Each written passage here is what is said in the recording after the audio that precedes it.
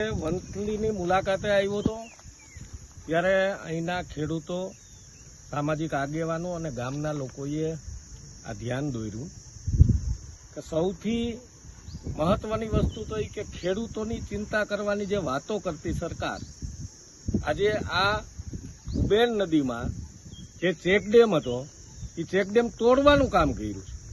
તમે અજયભાઈ વિડીયો આમ બતાવજો.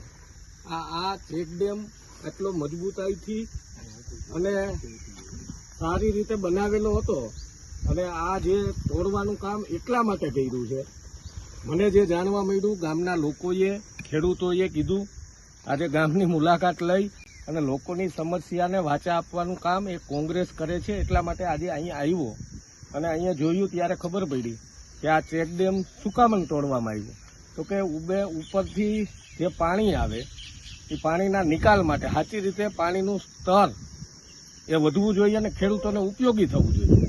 એને બદલે કોન્ટ્રાક્ટરો અને ભાજપના જે કહેવાતા કોન્ટ્રાક્ટરો છે એના દ્વારા આ તોડવામાં એટલા માટે આવ્યું કે એમનું કામ, કન્સ્ટ્રક્શનનું કામ આગળ ચાલી રહ્યું છે, જે માણાવદર અને વંથલીના રોડ ઉપર, અને એમને ત્યાં પાણી વધારે ન ભરાય અને કામ સસ્તું કરવું પડે અને ફાયદાવાળું કામ થાય એટલા માટે આ ચેકડેમ હાવ વ્યવસ્થિત ચેકડેમ હતો એને તોડવાનું કામ કર્યું. હવે આ ચેકડેમ તોડ્યો છે તો આનું ફરીથી નિર્માણ એ લોકો કરવાના છે. આની મંજૂરી કોણે આપી? સરકાર દ્વારા આપવામાં આવી છે, કલેક્ટર મારફત આપવામાં આવી છે કે ગુજરાત સરકાર દ્વારા? એ મહત્વની વસ્તુ છે. હું આપના માધ્યમથી કહેવા માંગુ છું કે આ જે ચેકડેમ છે એનું ફરીથી નિર્માણ થવું જોઈએ, નહીંતર અહીંયા ઉગ્ર આંદોલન થશે.